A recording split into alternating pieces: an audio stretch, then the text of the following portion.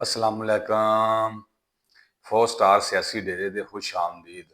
हजूर साडी दुआ है तुसी जिथे जिथे भी तशरीफ फरमाओ, अल्लाह पाक तुहाडे अगे तुहानू सारिआं नू सेहत तंदरुस्ती अता फरमावे। लो जी, बड़ी बड़ी वड्डियां खबरां ने ते बड़े बड़े बड़े इंकशाफ हो रहे ने, बड़े बड़े मामलात जिहड़े गए ने ना, पुट्ठी सिद्धियां खबरां भी आ रही ने। ते सब ने पहली खबर तुहानू देआंगे, इमरान नियाजी जेल दे विच वफात पा गया है। साबर शाकर जिहड़ा साथी सी इन्हां दा, पीटीआई का जिहड़ा पाकिस्तान चो नस्सिया है, उन्हें बड़ा वड्डा दावा किया गया है। इहदे उत्ते गलबात करांगे। ते दूसरा जिहड़ा है ना, पीटीआई का एहतजाज जिहड़ा है ना, ये उंदे गले की हड्डी बन गया है। बड़ी काफ़ी सियासी जमातां वालों इन्हां दे उत्ते लान तान हो रही है, पूरे पाकिस्तान दे विच इन्हां उत्ते लान तान हो रही है। इहदे उत्ते गलबात करांगे। तुहाडी कोई गुजारिश है, अगर तुसीं चैनल नूं सबसक्राइब नहीं किया तो सबसक्राइब कर देना ते बैल आइकन दे बटन नूं लाजमन दबा देना, ताकि साडा जिहड़ा है नोटिफिकेशन तुहाडे तक पहुंचदा रहे। लो जी, खबरां दे आने हैगे आ। अडियाला जेल दे विचों बड़ियां बड़ियां गर्म खबरां आ रही ने। अजीबो गरीब सूरत हाल बनी हुई है ते नोखा मामला हो रहा है। साबर शाकर जिहड़ा हैगा ना, पीटीआई का बड़ा जिहड़ा जबरदस्त साथी सी, जिहड़ा पीटीआई नूं जिहड़ा हैगा ना अल्लाह दी कोई दूई मखलूक करार दिंदा सी, उन्हें दावा किया गया है कि जिहड़ा इमरान नियाजी है ना, जिहड़ा हैगा ना जेल दे विच वफात पा गया है। सोशल मीडिया के तरीके इंसाफ जी, सोशल मीडिया ना जिहड़े बाहर के मुल्कां वाले हैगे ने, इन्हां सारे बंदियां ने नियाजी का जनाजा भी पढ़ा दिता गया है। पटियाला जेल तो बड़ी वड्डियां खबरां आंदियां पियां। मैनूं तो बड़ा ज़्यादा खौफ आ रहा है जदों दी मैं गल सुनी है। हाँ जी, बड़ा ज़्यादा मैनूं खौफ आंदा पिया है। ते ये जिहड़ा पाकिस्तान का जिहड़ा हैगा सी ना साथी साबर शाकर, ये पाकिस्तान चों नस्सिया गया है। पीटीआई दौर तो बाद पाकिस्तान चों नस गया है। ते इहने कल सुबह दावा किया है कि इमरान नियाजी जिहड़ा हैगा जेल के अंदर वफात पा गया है। ते पावन तो बाद इनकी जी लाश हैगी ना सरदखाने के अंदर उन्होंने रख दी है। ते अडियाला जेल के विच जिहड़ा हैगा ना नियाजी मौजूद नहीं हैगा। जनाजे जिहड़ा हैगा ना नियाजी का जनाजा पढ़ाउण वास्ते किसी खुफिया मकाम जिहड़ा ना पढ़ाया जा रहा है। साबर शाकर ने दावा किया है, अवाम नूं कहंदा कि तुसीं बाहर निकलो, तुसीं उवें तो कुछ नहीं कर सकेगे, चलो कम से कम अपने लीडर का जनाजा तुसीं पढ़ाओ, अपने लीडर का जनाजा तुसीं पढ़ो ते मुल्क दे विच खाना जंगी की सूरत हाल पैदा करो। 2 घंटे तक पहले तक भी जिहड़ा हैगा सी ना, ये साबर शाकर आपदे बयान उत्ते कायम सी कि लाश सरदखाने दे विच हैगी है, अवाम बाहर निकले, एहतजाज करे। साबर शाकर जिहड़ा हैगा ना आपदे जिहड़े बैरूनी दे जिहड़े एजेंट आका इन्हां ने भारत, इसराइल ते अमरीका, ठीक है ना, वो उन्हां मन्नों हुकम आया है कि जिहड़ी 15 तरीक की कानफ्रेंस हैगी ना उन्होंने खराब किया जाए। ठीक है ना, इस तरह की खबरां फैलाइयां जावन ताकि मुल्क अदम इस्तेहकाम का दो चार हो, बंदे सारे अमन फड़ लो पई रहे। ठीक है ना, तो मुल्क की सलामती नूं नुकसान पहुँचाए, मुल्क के बदनामी की सूरत हाल पैदा हो, अवाम बाहर निकले, अडियाला जेल के उत्ते हमला कर दे, उस नियाजी की लाश कढे। ठीक है ना, उवें गलबात नहीं बनी, चल असीं इवें मामला करने आ। साबर शाकर ते आदर राजा जिहड़ा भगौड़ा है पाक फौज का नस्सिया है जिहड़ा, ठीक है ना, ये लोग जिहड़े बाहर दी हुकूमतां हैगियां ने इन्हां नूं साडे वास्ते इस्तेमाल करदे पए ने। पीटीआई का जिहड़ा मामला है ना, हुण इन्हां दा एहतजाज करन वाला कोई नहीं रहा गया। डी चौक के जिहड़ा इन्हां ने एहतजाज किया सी अज तो 5-7 दिन पहले या 8-10 दिन पहले, जिंदे च 2000-1500 अफगानी गिरफ्तार हो गया है।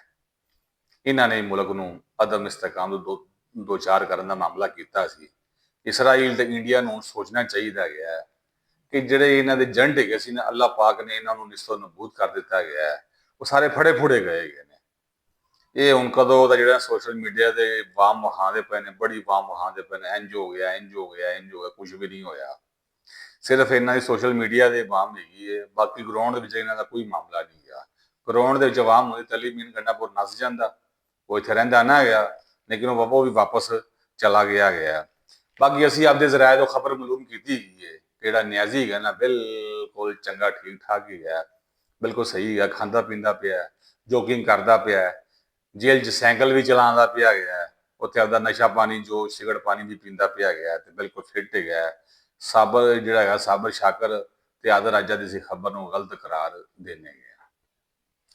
ਪੀਟੀਆਈ ਜਿਹੜੀ ਹੈਗੀ ਨਾ 15 ਅਕਤੂਬਰ ਨੂੰ ਇਤਜਾਜ ਦਾ ਐਲਾਨ ਕਰਦੇ ਨੇ, ਆਪ ਹੀ ਫਸ ਗਈ ਹੈ ਤੇ ਪੀਟੀਆਈ ਵਾਸਤੇ ਮਸਲਾ ਬਣ ਗਿਆ। ਪੀਟੀਆਈ ਦੇ ਜਿਹੜੇ ਅੰਦਰ ਵਾਲੇ ਬੰਦੇ ਹੈਗੇ ਨੇ ਨਾ, ਉਹਨਾਂ ਦੇ ਅੰਦਰ ਇਖਤਲਾਫਾਤ ਸਾਹਮਣੇ ਆ ਗਏ ਨੇ। ਸੀਨੀਅਰ ਜਿਹੜੀ ਕਿਆਦਤ ਹੈਗੀ ਹੈ, ਜਿਹੜੀ ਪਾਕਿਸਤਾਨ 'ਚ ਮੌਜੂਦ ਹੈਗੀ ਹੈ ਪੀਟੀਆਈ ਦੀ, ਉਹ ਇਸ ਇਤਜਾਜ ਦੀ ਮੁਖਾਲਫਤ ਕਰਦੀ ਪਈ ਹੈ। ਸਾਰੀ ਜਮਾਤਾਂ ਜਿਹੜੀਆਂ ਹੁਕੂਮਤ 'ਚ ਹੈਗੀਆਂ ਨੇ, ਭਾਵੇਂ ਆਪੋਜੀਸ਼ਨ 'ਚ ਹੈਗੀਆਂ ਨੇ, ਉਹ ਵੀ ਇਤਜਾਜ ਦੀ ਮੁਖਾਲਫਤ ਕਰਦੀਆਂ ਪਈਆਂ ਨੇ। ਪੀਪਲਸ ਪਾਰਟੀ ਹੋਵੇ, ਜਮਾਤ ਇਸਲਾਮੀ ਹੋਵੇ, ਸਾਰੇ ਇਤਜਾਜ ਦੀ ਮੁਖਾਲਫਤ ਕਰਦੇ ਪਏ ਨੇ ਵੀ ਕਿ ਇਸ ਟਾਈਮ ਮਾਮਲਾ ਸਹੀ ਨਹੀਂ ਆ। ਮੌਲਾਨਾ ਫਜ਼ਲ ਰਹਿਮਾਨ ਨੇ ਵੀ ਇਹਦੀ ਮੁਖਾਲਫਤ ਕੀਤੀ ਹੈ। ਜਮੀਅਤ ਉਲਮਾ ਇਸਲਾਮ ਦੇ ਜਿਹੜੇ ਹੈਗੇ ਨੇ ਤਰਜਮਾਨ ਅਸਲਮ ਗੌਰੀ ਸਾਹਿਬ ਨੇ ਵੀ ਪੀਟੀਆਈ ਦੇ ਮਾਮਲੇ ਦੀ ਮੁਖਾਲਫਤ ਕੀਤੀ ਹੈ। ਇਸ ਇhtਜਾਜ ਦਾ ਮਕਸਦ ਇਹ ਹੈ ਕਿ ਸ਼ੰਘਾਈ ਜਿਹੜੀ ਤਾਮਨ ਤਨਜ਼ੀਮ ਦਾ ਜਿਹੜਾ ਇਜਲਾਸ ਹੁੰਦਾ ਪਿਆ ਇਹਨੂੰ ਰੋਕਣਾ।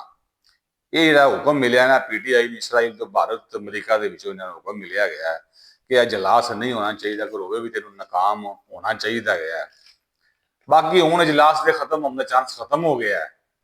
ਬਾਕੀ 2 ਦਿਨ ਰਹਿ ਗਏ ਸਨ। 2 ਦਿਨਾਂ ਤੋਂ ਬਾਅਦ ਜਿਹੜਾ ਸ਼ੰਘਾਈ ਤਾਮਨ ਤਨਜ਼ੀਮ ਦਾ ਇਜਲਾਸ ਹੋਣਾ ਸੀ, ਉਹ ਇਨਸ਼ਾਅੱਲਾ ਹੋਵੇਗਾ। 16 ਮੁਲਕਾਂ ਦੇ ਸਰਬਰਾਹ ਆ ਰਹੇ ਨੇ, ਤੱਕ ਰੂਸ ਦਾ ਵਜ਼ੀਰ ਆਜ਼ਮ ਵੀ ਆਉਂਦਾ ਪਿਆ, ਚੀਨ ਦਾ ਵਜ਼ੀਰ ਆਜ਼ਮ ਵੀ ਆਉਂਦਾ ਪਿਆ, ਸਾਰੇ ਮਿਲ ਬਹਿ ਦੇ ਸਿਸਟਮ ਕਰਨ ਲੱਗੇ ਨੇ ਤਾਂ ਕਿ ਪਾਕਿਸਤਾਨ ਨੂੰ ਇਸ ਦਲਦਲ ਵਿੱਚ ਕੱਢਿਆ ਜਾਵੇ, ਤਾਂ ਕਿ ਪਾਕਿਸਤਾਨ ਵੀ ਬਾਇਜ਼ਤ ਤਰੀਕੇ ਨਾਲ ਆਪਣੀ ਰੋਜ਼ੀ ਕਮਾ ਸਕੇ। ਬਹੁਤ ਅਰਸੇ ਦੇ ਬਾਅਦ ਇਤਨੀ ਏਡੀ ਵੱਡੀ ਜਿਹੜੀ ਕਾਨਫਰੰਸ ਹੈਗੀ ਹੈ ਪਾਕਿਸਤਾਨ ਦੇ ਵਿੱਚ ਹੋ ਰਹੀ ਹੈ। ਲਿਆਕਤ ਬਲੋਚ ਜਿਹੜਾ ਜਮਾਤ ਇਸਲਾਮੀ ਦਾ ਹੈਗਾ, ਉਹਨੇ ਵੀ ਇਸ ਇhtਜਾਜ ਨੂੰ ਮੁਖਾਲਫਤ ਕੀਤੀ ਹੈ। ਪੀਟੀਆਈ ਦਾ ਇhtਜਾਜ ਦਾ ਮਕਸਦ ਇੱਕ ਹੀ ਹੈ ਕਿ ਤਨਜ਼ੀਮ ਜਿਹੜੀ ਕਾਨਫਰੰਸ ਹੁੰਦੀ ਪਈ ਇਹਨਾਂ ਦਿਨਾਂ ਦੇ ਵਿੱਚ, ਇਹ ਤਨਜ਼ੀਮ ਨੇ ਜਿਹੜੀ ਕਾਨਫਰੰਸ ਹੁੰਦੀ ਵੀ ਤੁਸੀਂ ਇhtਜਾਜ ਕਰਿਆ, ਤੁਸੀਂ 17 ਤਰੀਕ ਨੂੰ ਕਰ ਲਓ, ਤੁਸੀਂ 18 ਤਰੀਕ ਨੂੰ ਕਰ ਲਓ। ਆਵਾਮ ਸਾਰਾ ਕੁਝ ਜਾਣਦੀ ਹੈ ਇਹ ਕਿਹਨਾਂ ਦੇ ਏਜੰਡੇ ਉੱਤੇ ਅਮਲ ਪੈਰਾ ਹੈਗੇ ਨੇ। ਆਹ ਜਿਹੜੀ ਸੋਸ਼ਲ ਮੀਡੀਆ ਨੇ ਟੀਮ ਕਰਦੀ, ਜਿਹਨੂੰ $5 ਕਰੋੜ ਮਹੀਨੇ ਦਾ ਮਿਲਦਾ ਪਿਆ ਅਮਰੀਕਾ ਵੱਲੋਂ, ਭਾਰਤ ਵੱਲੋਂ, ਇਸਰਾਈਲ ਵੱਲੋਂ, ਤਾਂ ਕਿਵੇਂ ਮਾਮਲਾ ਹੋਵੇਗਾ। ਪੀਟੀਆਈ ਫਸ ਗਈ ਹੁਣ। ਇਹਨਾਂ ਦਾ ਜਿਹੜਾ ਹੈਗਾ ਨਾ, ਕਾਫੀ ਇਹਨਾਂ ਦੀ ਲਾਹਨ ਤਾਨ ਇਹਨਾਂ ਦੀ ਹੁੰਦੀ ਪਈ ਹੈ ਤੇ ਬੇਇੱਜ਼ਤੀ ਇਹਨਾਂ ਦੀ ਵਾਹਵਾ ਹੋ ਰਹੀ ਹੈ। ਕੋਈ ਵੀ ਇਹਨਾਂ ਦੇ ਸਾਹ ਨਿਕਲਣ ਨੂੰ ਤਿਆਰ ਨਹੀਂ ਹੈਗਾ।